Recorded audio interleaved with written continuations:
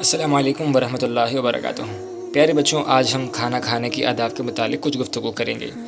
بچوں، کھانا اللہ کی بہت بڑی نعمت ہے۔ یہ نعمت اگر ہمیں نہ ملے تو ہمارا زندہ رہنا مشکل ہے۔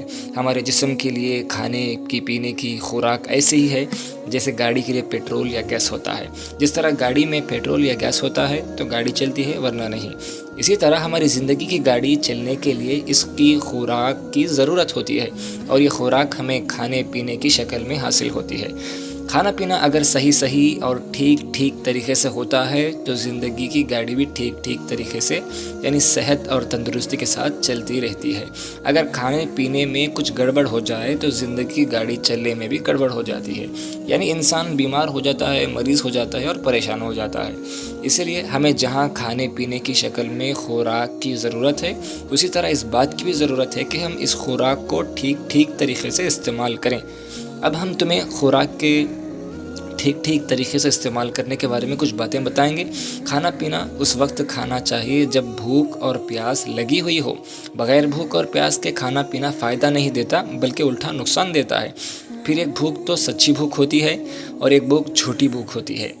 جھوٹی بھوک میں بھی کھانا کھانے سے نقصان ہوتا ہے۔ جھوٹی بھوک اور سچی بھوک کی نشانی یہ ہے کہ سچی بھوک میں جو بھی چیز مل جائے، چاہے وہ سالن کے بغیر ہی روٹی ہو، چاہے کوئی اور ادنا سے ادنا چیز بھی ہو، انسان اس کو کھا کر بھی اپنی ضرورت کو پوری کر لیتا ہے۔ نہ نخرے کرتا ہے، نہ ناز کرتا ہے، نہ یہ کہتا ہے کہ نہ وہ ہونا چاہیے یا نہ ہی ہونا چاہیے۔ بس جو کچھ بھی ملتا ہے بغیر کسی نخرے اور ضد کے ہٹ دھرمی کے، اس کو کھا کر اپنی بھوک کو مٹا لیتا ہے۔ اور جھوٹی بھوک میں ایسا نہیں ہوتا، بلکہ جھوٹی بھوک میں انسان نہ جانے کیا نخرے کرتا ہے، بہانے بناتا ہے، یہ چیز نہیں کھاؤں گا، نہ وہ چیز کھاؤں گا۔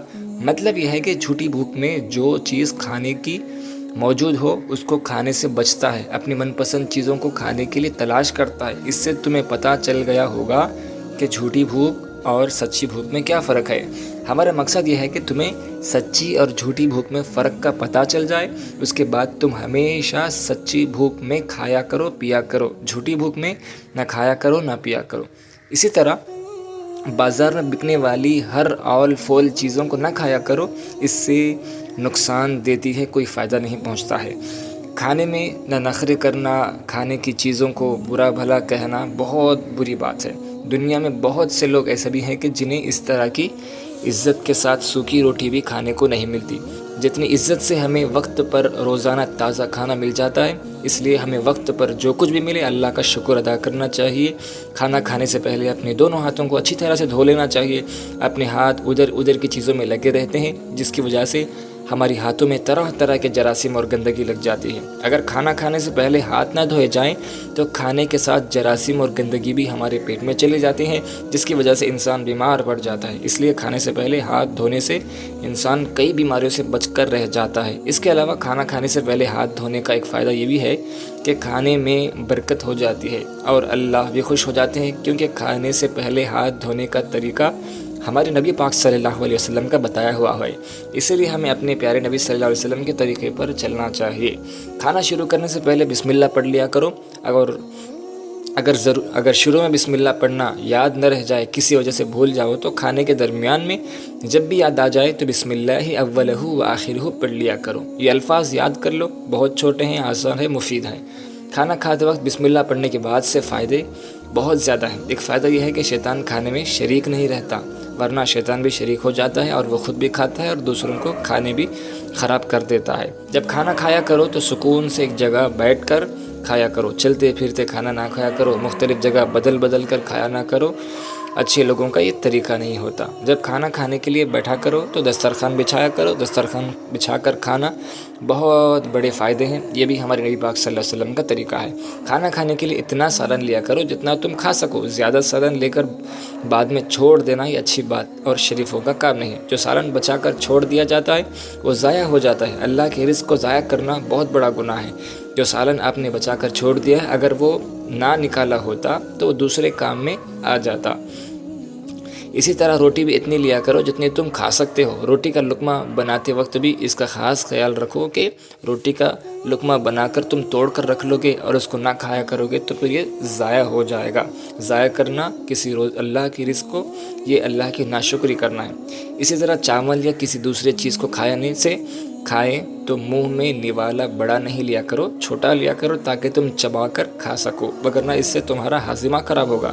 کھانا اس طرح کھانا چاہیے کہ سالن وغیرہ کپڑوں کے اوپر نہ گرے اور اپنے سامنے سے کھانے کی کوشش کرنا چاہیے۔ اگر دوسرے لوگ بھی ساتھ کھا رہے ہوں تو اچھی چیز پر پہلے ہاتھ نہ ڈالیں، ورنہ دوسرے لوگوں کو بھی ہاتھ آگے بڑھانے کا موقع دینا چاہیے۔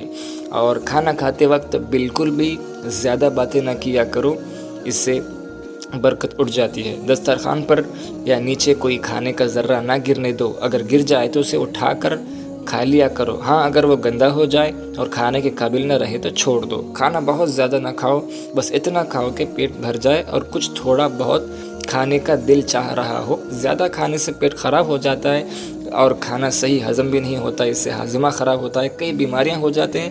کھانا کھانے وقت بلا ضرورت چک چاکی یا زبان سے کوئی آوازیں نہ کیا کرو، کھانے کی آواز نہ آنے پائے۔ اسی طرح کھانے کھاتے وقت بہت زیادہ باتیں بھی نہ کیا کرو۔ جب کھانا کھا چکے تو برتن اچھی طرح سے صاف کر دیا کرو۔ ہاتھوں کو یا انگلیوں پر اگر کچھ لگا ہوا ہو تو اس کو اپنی زبان سے صاف کر لیا کرو، بعد میں ہاتھ بھی دھو لیا کرو۔ ہاتھ دھوئے بغیر اسی طرح چھوڑ دینا، پھر ہاتھوں کو پردے یا کسی دیوار یا کسی چیز کو لگا دینا اور ان چیزوں کو گندا کر دینا، یہ تمام تر چیزیں برے لوگوں کی عادت ہے، یہ اچھے شریفوں کا کام نہیں ہے۔ اسی لیے جب بھی کھانا کھا لیا کرو تو فوراً ہاتھ دھو لیا کرو، وگرنہ یہی کھانا سوکھ کر جراثیم پیدا ہوں گے، وہی جراثیم دوبارہ اندر جا کر تمہارے پیٹ میں بیماریوں کا سبب بنیں گے۔ تو بہتر ہے کہ کھانے کے جو آداب بتائے گئے ہیں ان تمام آداب کا پاس و لحاظ بھی رکھو تاکہ جسم بھی صحت مند رہے، اور ہمیشہ جب بھی جو بھی لقمہ کھایا کرو اللہ کے شکر گزاری کیا کرو۔